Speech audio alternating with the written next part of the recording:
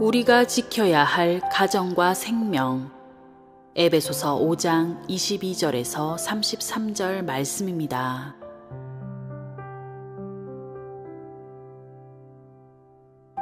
아내들이여 자기 남편에게 복종하기를 주께 하듯 하라. 이는 남편이 아내의 머리됨이 그리스도께서 교회의 머리됨과 같음이니 그가 바로 몸의 구주시니라. 그러므로 교회가 그리스도에게 하듯 아내들도 범사에 자기 남편에게 복종할지니라.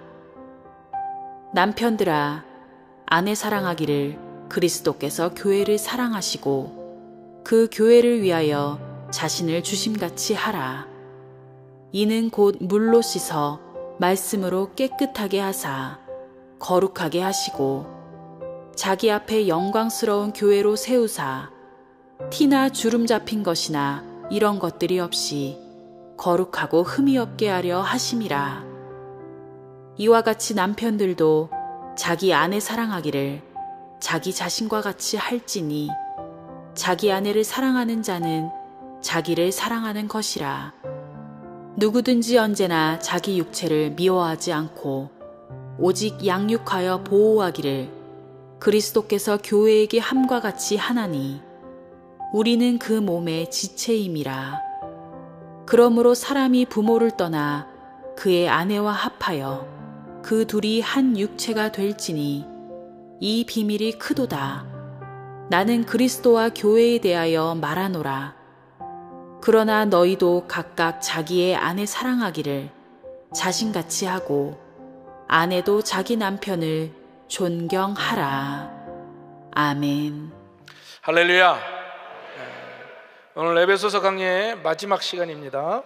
오늘은 우리가 지켜야 될 가정과 생명이라는 제목으로 하나님의 말씀을 증거하겠습니다. 과거의 결혼의 조건으로 A, B, C가 있었습니다. A는 age, 나이가 맞아야 된다는 거죠. 또 B는 beauty, 남자나 여자나 아무래도 외모가 좀 매력적인 사람에게 끌리게 되어 있어요. 또 C는 캐릭터, 성격인 거죠. 이 같이 살려면 당연히 성격이 좀 좋아야 될 것 같아요. 자, 그런데 최근에는 이 A, B, C 내용이 바뀌었다는 거예요. 뭐냐? A는 아파트먼트, 즉 몇 평짜리냐? 월세 사냐? 전세 사냐? 내 집이냐? 이런 게 중요하대요. 그리고 B는 뱅크, 은행에 얼마 정도 저금해 놓고 얼마나 쌓아두느냐. C는 캐시, 현금 동원력이 얼마나 되는가, 이걸 본다는 거예요. 영어로 복잡하게 말했는데 한국어로는 간단하죠. 첫째도 돈, 둘째도 돈, 셋째도 돈. 돈이 결혼에서 중요한 이유는 이 돈이 많으면 고생을 덜 하고 좀 편할 거라고 생각하기 때문인 거죠. 그 생각이 맞다면 돈이 많아질수록 이혼율은 줄어들어야 돼요. 잘 살게 될수록 행복한 가정이 늘어나야겠죠. 그런데 정말 그렇습니까? 우리나라가 30년 전보다 훨씬 잘 살게 되었어요. 그러나 이혼율은 낮아진 것이 아니라 훨씬 높아졌다는 거죠. 세계에서 제일 잘 사는 나라 미국은 이혼율이 제일 낮은 것이 아니라 세계에서 제일 높습니다. 그래서 미국에서는 아예 이혼 통계를 내지 않는다는 거예요. 이혼 가정이 70%가 넘기 때문에 이혼한 가정을 세려면 시간도 비용도 너무 많이 소용되니까 차라리 이혼 안 한 쪽을 세는 게 더 빠르다. 그래서 최근에는 아예 이혼 통계 자체가 없어졌다는 거예요. 자, 돈이 제일 중요하다라고 하는 이 결혼관은 틀린 겁니다. 바른 결혼관은 영원한 진리이신 하나님 말씀 안에서 찾을 수 있는 줄로 믿습니다. 바라기는 오늘 이 진리의 말씀을 따라서 결혼과 가정 그리고 생명을 지켜가는 우리 금난교회가 될 수 있기를 주님의 이름으로 축원합니다. 자, 첫째로 남편과 아내는 그리스도와 교회처럼 연합해야 한다라는 거야. 연합해야 된다. 자, 기독교의 심장은 복음입니다. 복음은 예수 그리스도께서 저와 여러분을 대신하여 십자가에서 죽으시고 3일 만에 부활하셨다라고 하는 진리인 거죠. 바로 이 복음을 받아들이면 우리의 모든 죄는 용서받는 줄로 믿습니다. 복음과 더불어 우리는 하나님의 자녀로 거듭나게 되는 거예요. 그래서 복음을 통해서 전파된 예수 그리스도를 받아들인 사람들, 그 사람들의 공동체가 바로 이 교회가 되는 거죠. 자, 복음을 빼놓고서는 성경을 읽을 수가 없고 기독교를 말할 수가 없습니다. 그런데 이처럼 중요한 복음이 에베소서 5장에서는 가정에게 적용이 되더라는 거예요. 구체적으로 남편과 아내의 관계를 복음에 비유해서 설명하고 있습니다. 자, 기독교에서 가장 중요한 진리가 복음이라면 인생에 있어서 가장 소중한 관계는 바로 부부라고 성경이 말하는 거예요. 성경은 얼마나 남편 되고 아내 되는 것을 소중하게 여기는지를 분명하게 보여주는 대목이더라는 거죠. 우리 에베소서 5장 21절 함께 한번 읽어볼까요? 시작. 피차 복종하라. 자, 말씀 성경에는 남편과 아내가 어떻게 해야 된다라고 하는 것을 말하기 전에 뭐라고 먼저 얘기합니까? 피차에 복종하라라고 명령하고 있어요. 한쪽에서만 일방적으로 복종하는 것이 아니에요. 먼저 그리스도를 경외하는 마음으로 서로 복종해야 하는 줄로 믿습니다. 바로 상호 복종, 또 상호 존중의 바탕이 먼저 있어야 된다는 거예요. 자, 그 다음에 바로 아내에 대한 말씀이 나오지요. 에베소서 5장 22절 시작. 아내들이여 자기 남편에게 복종하기를 주께 하듯 하라. 자, 아내에 대한 말씀이 나왔습니다. 그러면 또 섭섭하죠, 남편들. 자, 남편들에 대한 말씀이 5장 25절이에요. 다 같이 시작. 아내 사랑하기를 그리스도께서 교회를 사랑하시고 그 교회를 위하여 자신을 주심같이 하라. 아멘. 이 성경이요 참으로 정교합니다. 남편은 일방적으로 지시하고 아내는 뭐 일방적으로 순종하라 이렇게 말씀하신 게 아니에요. 먼저 서로 순종하라고 전제를 내린 이후에 아내의 순종을 명령하는 거죠. 양쪽 서로 사랑하고 양쪽이 서로 순종해야 된다라는 거예요. 이게 먼저 전제가 되는 거예요. 자, 그런데 남편에 대한 경우는요 강조점이 사랑에 있어요. 사랑. 왜냐하면 이 남편의 사랑을 확인할 수 있을 때 비로소 아내들이 행복해지기 때문에 그렇습니다. 야, 정말 이 사람이 나를 이렇게 생각하고 나를 아껴주고 나를 위해서는 이렇게 무엇이든지 희생하는구나. 이런 구체적으로 사랑을 표현함으로써 남편은 아내에게 행복을 선물할 수가 있는 거죠. 자, 남자들 잘 들어야 돼요. 우리 다 함께 한번 따라해 봅시다. 그리스도가 교회를 사랑함같이. 그렇지. 우리 남성들 잘 들으십시오. 에베소서는 그리스도가 교회를 사랑함같이 남편이 아내를 사랑해야 한다라고 권면하는 거예요. 그리스도가 교회를 어떻게 사랑하셨습니까? 예수님은 인간을 구원하시기 위해서 자신을 내어주셨어요. 십자가에서 죽으시기까지 인간을 사랑하셨습니다. 바로 그 사랑의 결과로 사랑을 입은 사람들의 공동체인 교회가 탄생한 거예요. 바로 교회를 향한 예수님의 사랑은 자신의 모든 것을 내어주는 사랑입니다. 남자들 아멘 크게 해야 돼요. 자신의 모든 것을 내어주시는 사랑입니다. 그렇죠. 내 모든 것을 희생하면서 지켜낸 사랑이요, 나를 죽이면서까지 살려낸 사랑이라는 거죠.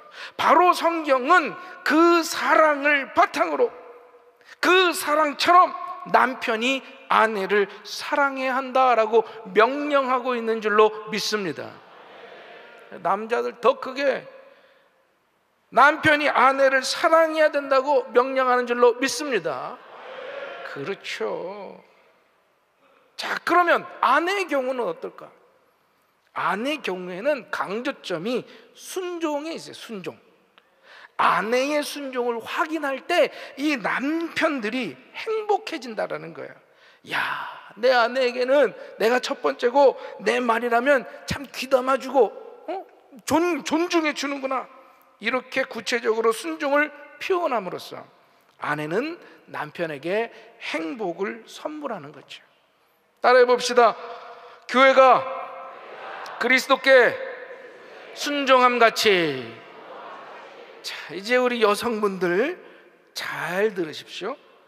자, 에베소서는 교회가 그리스도께 순종함 같이 아내가 남편에게 순종해야 한다고 권면하고 있어요. 자, 교회는 2000년 동안 박해를 받았습니다. 지금도 예수 믿는다는 이유로 수많은 사람들이 고통을 당하고 있어요. 북한의 지하 교인들은 계속해서 순교하고 있어요. 2000년 동안 핍박을 받았지만 교회는 그리스도를 향한 순종을 멈추지 않았어요. 계속해서 순교당하면서도 신부된 교회는 신랑 대신 예수 그리스도를 증거해 왔다라는 거죠. 교회가 그리스도께 순종함 같이 순종하라 라고 하는 이 말씀은 목숨을 건 순종을 말하는 줄로 믿습니다. 우리 여성분, 남자 목소리가 더 많이 들리네. 여성분들 믿으시면 아멘? 그렇죠. 사랑하는 성도 여러분, 성경이 이 부부관계를 얼마나 중요하게 여기는지 여러분 느끼십니까? 그리스도께서 교회를 위하여 십자가를 지심같이 남편은 목숨 걸고 아내를 사랑해야 되는 거예요. 교회가 순교당하면서도 그리스도께 순종함같이 아내는 목숨 걸고 남편을 순종하며 사랑해야 된다는 거죠. 이 말씀은 너무나 이론적이고 비현실적인 것처럼 우리에게 들려요. 뭐 그냥 대충 살면 되지, 뭐 목숨까지거나 이런 생각이 들죠. 그런데 막상 결혼 생활을 해보면요, 이 말씀이 얼마나 현실적인지 알게 돼요. 행복한 가정을 만든다는 것이요, 정말로 쉽지가 않습니다. 돈 버는 것도 어렵지만 존경받는 남편이 되기가요 정말로 어려워요. 성공하기도 어렵지만 사랑받는 아내가 된다는 거 정말 어렵다라는 거죠. 글자 그대로 목숨을 건다는 마음으로 노력해야 되는 거예요. 그런데 불행하게도 수많은 가정들이 깨어지죠. 아니, 아예 가정 자체를 부정하고 나서는 집단들도 있어요. 가정이 해체되고 분해되고 있는 시대라고 하는 사실입니다. 그런데 이런 세상에서 성서적인 가정을 세우려면 십자가를 지는 심정으로 헌신해야 할 줄로 믿습니다. 행복한 가정을 세우려면 순교하는 심정으로 기도하고 노력해야 할 줄로 믿습니다. 바라기는 우리의 십자가를 지는 마음으로 사랑하고 순종해서 우리 성서적인 가정의 축복을 누리는 금난의 성도님들이 되시기를 주님의 이름으로 축원합니다. 두 번째로, 남편과 아내는 부모로부터 독립하고 서로 연합해야 된다라는 거예요. 따라합시다. 부모로부터 독립하고 서로 연합해야 한다. 그렇죠. 에베소서 5장 31절 함께 읽어봅시다. 시작. 그들이 한 육체가 될지니. 그렇죠. 결혼을 가리켜서 성경은 부모를 떠나라고 먼저 기록하고 있어요. 결혼으로 한 남자와 한 여자가 부모를 떠나서 독립된 가정을 이루죠. 이 결혼을 통해서 부모님 날개 아래에 있던 그들이 이제는 그들만의 날갯짓을 펴게 되는 거예요. 자, 결혼 전에는 자녀들이 정서적으로 부모님께 의존할 수 있어요. 그래서 사랑받으려고 할 수 있어요. 그러나 결혼은 남편과 아내가 먼저 부모를 사랑할 수 있도록 정서적으로 독립해야 된다는 거예요. 더 이상 마마보이, 파파걸, 부모로부터 정신적으로 독립하여 자녀들이 부모를 사랑해야 되는 거죠. 자, 결혼 전에는 경제적으로 부모에게 의존이 되어서 도움받을 수 있습니다. 아니, 도움받아야죠. 그러나 결혼은 남편과 아내가 먼저 부모님을 섬길 수 있도록 경제적으로 독립하는 것이라는 거예요. 결혼에서도 계속해서 경제적인 도움을 받으며 그 품 안에 있으려고 하는 것, 그거 결혼 아니라는 거죠. 결혼을 했다면, 될 수 있으면 부모에게 의존하지 않아야 됩니다. 마찬가지로 될 수 있으면 부모님들도 개입하면 안 돼요. 지지든 볶든 두 사람이 알아서 하게 둬야 돼요. 바로 부모를 떠나 남편과 아내는 독립적으로 성장해야 하는 줄로 믿습니다. 자, 부모를 떠난다는 말씀 뒤에 뭐가 나와요? 합하여라는 단어가 나오죠. 자, 성경에 기록된 연합이라는 단어는 아주 단단히 붙든다는 뜻이에요. 뗄래야 뗄 수 없을 정도로 서로에게 딱 붙어 있는 상태. 그래서 부부 사이는 둘이 아니라 하나가 되었다면 그 사이에 무엇도 들어와서도 안 돼요. 친구도 안 되고, 가족이든지 돈이든지 부부 사이에 들어와서는 안 된다라는 거예요. 그래서 남편은 아내를, 아내는 남편을 첫 번째로 여겨야 된다라는 거죠. 두 사람이 아이를 낳아도 마찬가지입니다. 남편은 자식보다도 아내를 첫째로 여겨야 돼요. 아내 역시 아이보다도 남편을 우선으로 여겨야 되는 거예요. 바로 이것이 건강한 가정을 세우기 위한 영적인 순서고 질서임을 깨닫기를 바랍니다. 얼마 전에 아내가 우리 아이 둘과 함께 셋이서 사진을 탁 찍어가지고 저에게 카톡을 보내줬어요. 사진을 보내줬어요. 그래서 제가 메시지를 넣었습니다. 여보 참 예쁘게 나왔네 보내줬더니 답장이 오는데, 역시 우리 남편 애들보다도 나를 먼저 봐주는구나, 봐주네 이러면서 왔더라고요. 별거 아닌데 아내를 먼저 생각하니까 아내가 좋아해 주는 거예요. 또 좋아해 주는 모습을 보고 저도 기쁜 거죠. 아내가 남편과 서로를 첫 번째로 여기면서 살아가면 아이들은 저절로 행복하게 자라나게 돼요. 이것이 바로 하나님이 지으신 창조의 법칙인 줄로 믿습니다. 자, 기독교는 영적인 세계를 강조해요. 그러므로 남편과 아내를 가리켜서 이렇게 말할 수가 있겠죠. 둘이 한 영혼이 되었으니. 기독교는 또 마음도 중요하게 여겨요. 그래서 이렇게 얘기할 수 있어요. 신랑과 신부를 가리켜서 둘이 한 마음이 되었으니. 한 영혼이 되고 한 마음이 되는 거 참 중요한 거죠. 그런데 성경은 근본적으로 더 중요한 진리를 얘기하고 있어요. 둘이 한 몸이 되었으니. 영적으로 하나가 되고 마음이 하나가 되려면 먼저 몸이 하나가 되어야 할 줄로 믿습니다. 남편과 아내는 그래서 늘 가까이 있어야 돼요. 아주 특별한 경우, 어쩔 수 없는 예외를 제외하고는 두 사람은 꼭 붙어 있어야 돼요. 얼굴을 마주 대하고 울고 웃고 대화하고 사랑하고 사랑받을 수 있어야 된다는 거죠. 이렇게 남편과 아내가 하나가 될 때 비로소 능력이 임하게 되는 줄로 믿습니다. 에베소서 5장 31절 32절 다 같이 읽어봅시다. 시작. 부모를 떠나 그의 아내와 합하여 그들이 한 육체가 될지니 이 비밀이 크도다. 나는 그리스도와 교회에 대하여 말하노라. 여러분, 남편과 아내가 부모를 떠나서 독립적인 가정이 되었을 때, 그리고 그 둘이 한 몸이 되었을 때 이 비밀이 크다라고 성경이 얘기하고 있어요.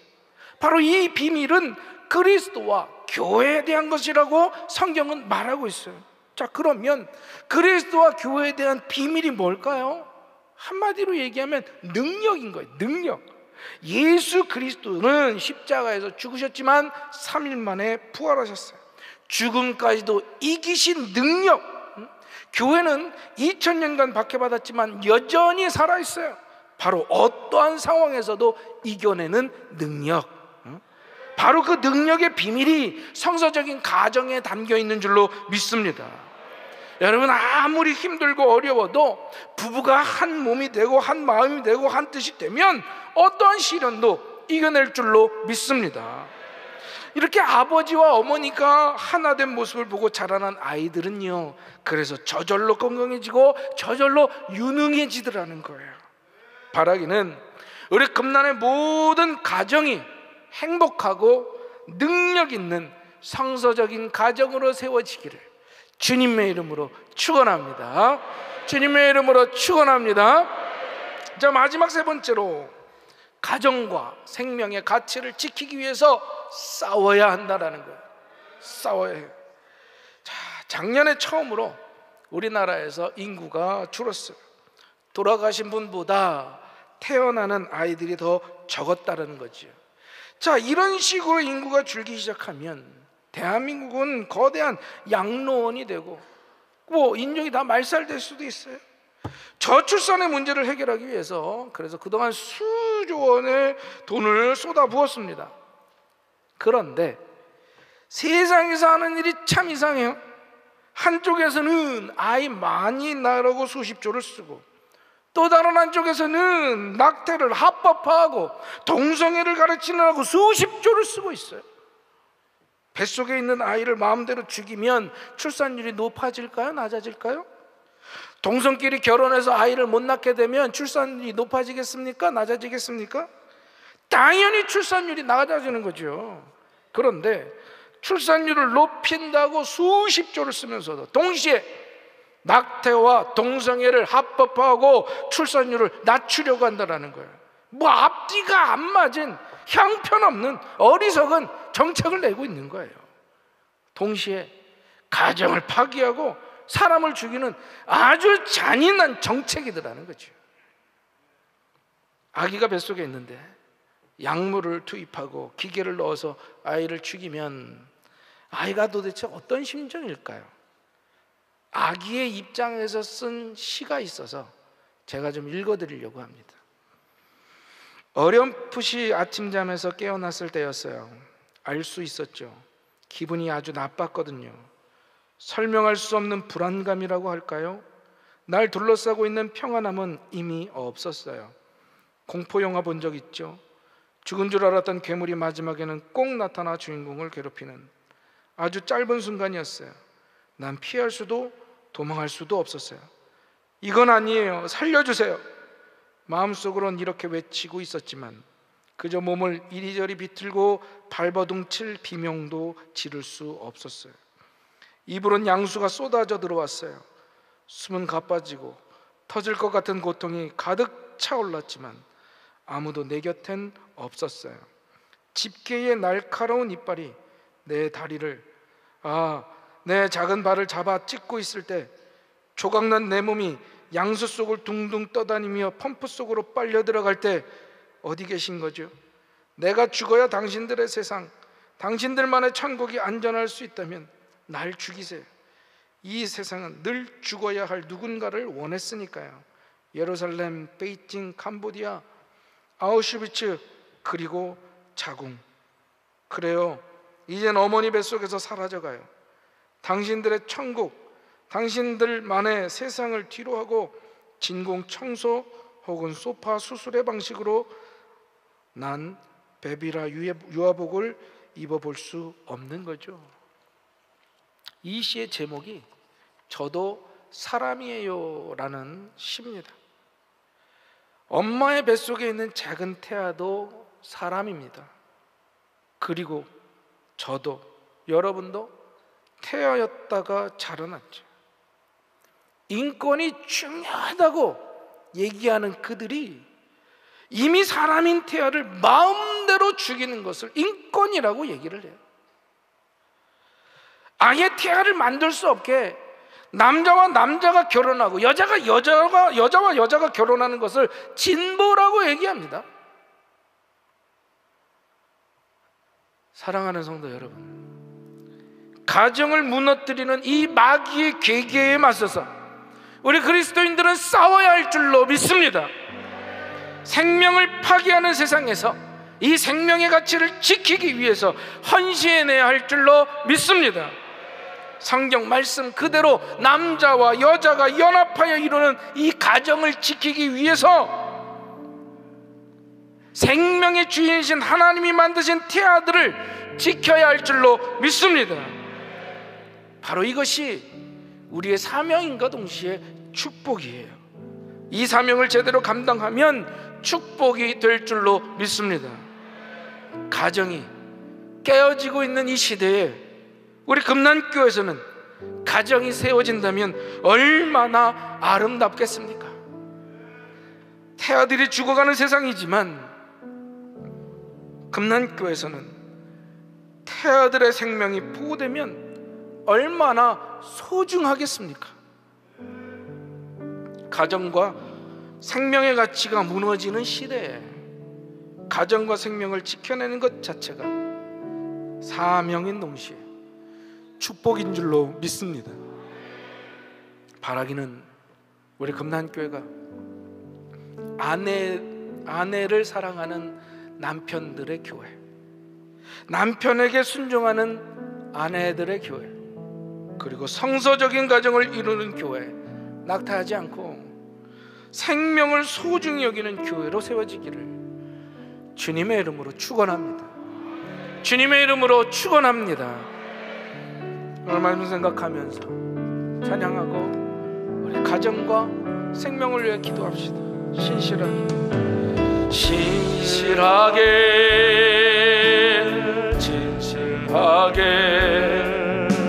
거룩하게 살게 하소서. 진실하게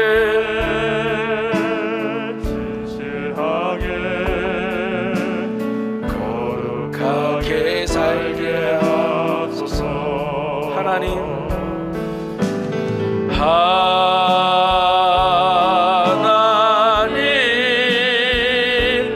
나의 마음 만져주소서.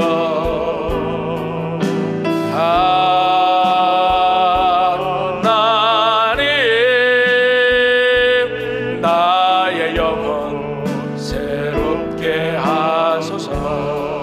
하나님 나의 기도 들어주소서.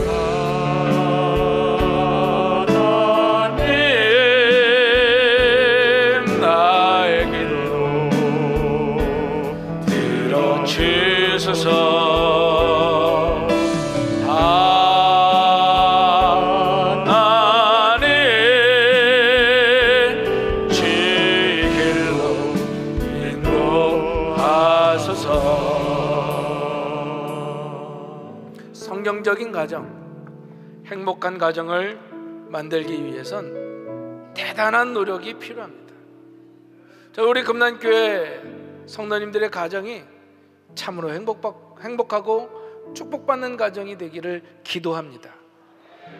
이를 위해서 우리가 정말 죽도록 서로를 위해 헌신하고 그 둘 사이에 아무것도 끼지 못하도록 서로를 첫째로 여겨주며, 무엇보다도 지금 생명을 너무나도 경시하고 자기들의 인권을 얘기하고 인권이 소중하다고 얘기하면서 정작 그 태아 생명의 인권은 말살하고 있는 낙태, 하나님 이 사회가 거룩해지게 하여 주시옵소서.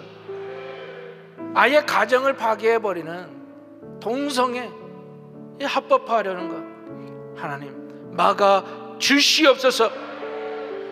우리 그리스도인들이 깨어서 가정을 지키고 생명을 지키는 성도들, 그리스도인 되게 하여 주시옵소서. 금난교회 되게 하여 주시옵소서. 우리 이 시간 기도할 때 하나님 낙태를 막아주시고 하나님 동성애 합법화를 주님 막아 주시옵소서. 우리 다 함께 주여 한번 부르짖고 간절히 기도합시다. 주여